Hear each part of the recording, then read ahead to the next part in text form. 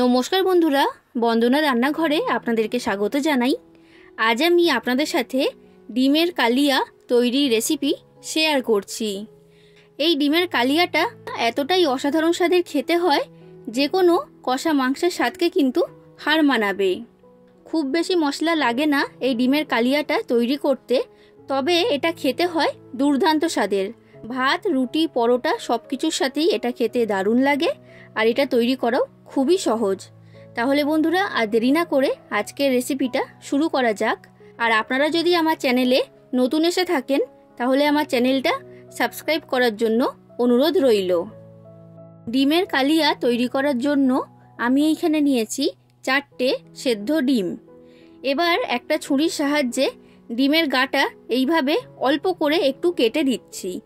এইভাবে কেটে দিলে মশলাটা ডিমের ভেতর খুব ভালো মতো ঢুকে যাবে, তো সেই কারণেই এইভাবে আমি ডিমের গাটাকে অল্প করে কেটে দিচ্ছি। তো দেখুন বন্ধুরা, 4টে ডিমকেই এইভাবে আমি কেটে নিয়েছি। এটা এখন আমার তৈরি। এরপর দেখুন বন্ধুরা, আমি গ্যাসের মধ্যে একটা কড়া গরম হতে বসিয়ে দিয়েছিলাম। এবার কড়ার মধ্যে আমি দিয়ে দিয়েছি পরিমাণ মতো সর্ষের তেল। তেলটাকে খুব ভালো করে আমি গরম করে নিয়েছি। এবার এই গরম তেলের মধ্যে আমি সেদ্ধ ডিমগুলোকে একটা একটা করে দিয়ে দিলাম। এবার আমি এর মধ্যে দিয়ে দিচ্ছি সামান্য পরিমাণ হলুদের গুঁড়ো, আর এরপর দিয়ে দিচ্ছি অল্প পরিমাণে লবণ। এবার লবণ আর হলুদটাকে খুব ভালো করে মিশিয়ে নিলাম। এবার ডিমটাকে ভেজে নিতে হবে। গ্যাসের ফ্লেমটা মিডিয়াম ফ্লেমে রেখে আমি ডিমটাকে ভেজে নেব, আর একটু লাল করেই ডিমটাকে এখানে ভেজে নিতে হবে। তো দেখুন বন্ধুরা, ডিমটাকে আমি লাল করে ভেজে নিয়েছি। এর থেকে বেশি লাল আমি করব না। এবার আমি তেলের মধ্যে থেকে ডিমগুলোকে তুলে নিচ্ছি। তো দেখুন বন্ধুরা, আমার এখানে সব ডিমগুলো ভাজা হয়ে গেছে। এখন এটাকে আমি সরিয়ে রেখে দিলাম, আর গ্যাসের ফ্লেমটা আমি বন্ধ করে দিয়েছি। এরপর দেখুন বন্ধুরা, আমি এইখানে একটা পেস্ট তৈরি করব।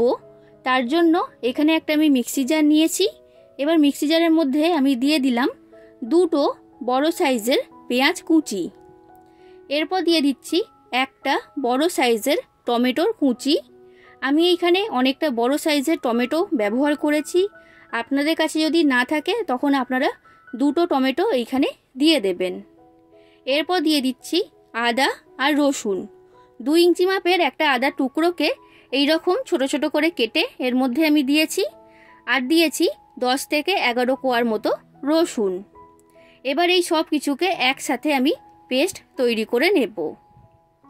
তো দেখুন বন্ধুরা, এখানে পেস্টটা আমার তৈরি করা হয়ে গেছে, আর একদম মিহি করে পেস্ট তৈরি করেছি, দেখে বুঝতেই পারছেন। তো এটা এখন আমার তৈরি। এবার আমি রান্নার দিকে চলে যাচ্ছি। বন্ধুরা, ডিমগুলো ভাজার পর কড়াইতে যে তেল রয়েছে, এই তেলের মধ্যেই আমি বাকি রান্নাটা করে নেব। তো তেলটাকে আমি ভালো করে গরম করে নিয়েছি। এবার তেলের মধ্যে আমি দিয়ে দিলাম একটা তেজপাতা, আর এরপর দিয়ে দিলাম ছোট চামচের হাফ চামচের মতো গোটা জিরে। এবার আমি যে পেস্টটা তৈরি করেছি, সেই পেস্টটা এর মধ্যে দিয়ে দিচ্ছি।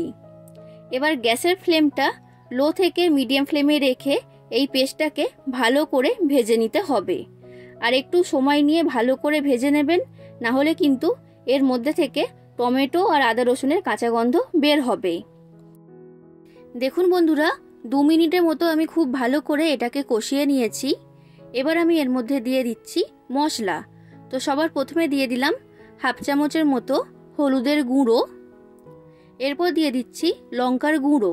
আপনারা যতটা ঝাল খেতে পছন্দ করেন, সেই অনুযায়ী লঙ্কার গুঁড়োটা এইখানে দিয়ে দেবেন। এরপর দিয়ে দিলাম স্বাদ অনুযায়ী লবণ, আর এরপর দিয়ে দিচ্ছি হাফ চামচের মতো চিনি। আর এরপর আমি এর মধ্যে দিয়ে দিলাম হাফ চামচের মতো কাশ্মীরি লঙ্কার গুঁড়ো। কাশ্মীরি লঙ্কার গুঁড়ো দিলে রঙটা খুব সুন্দর হয়, তাই আমি এইখানে ব্যবহার করেছি। আপনাদের কাছে যদি কাশ্মীরি লঙ্কার গুঁড়ো না থাকে, তখন এটা ছাড়াই আপনারা তৈরি করে নেবেন। এবার এই মশলাটাকে আমি ভালো করে কষিয়ে নেব।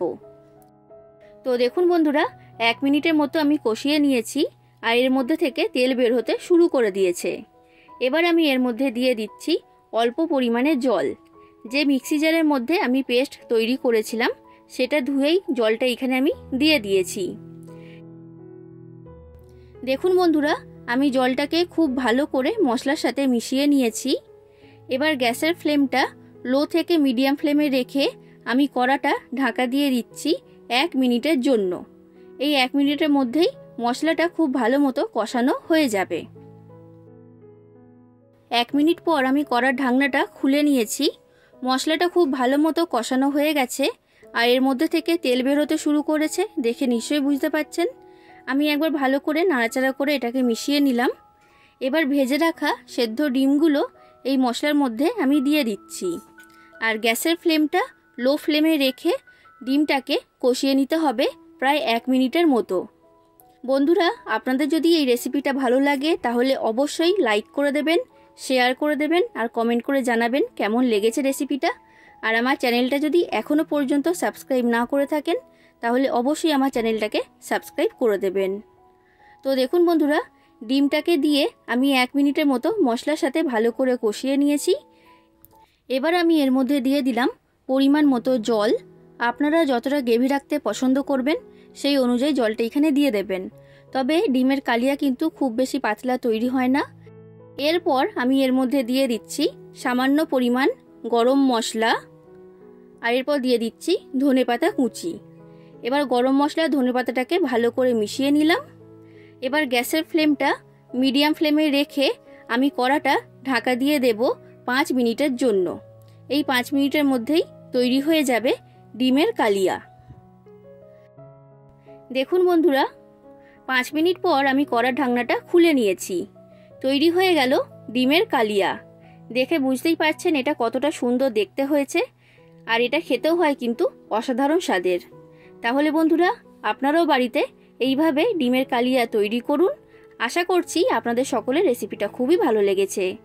আজ আসি বন্ধুরা, আবার দেখা হবে অন্য কোনো দিন অন্য কোনো রেসিপির সাথে। ধন্যবাদ।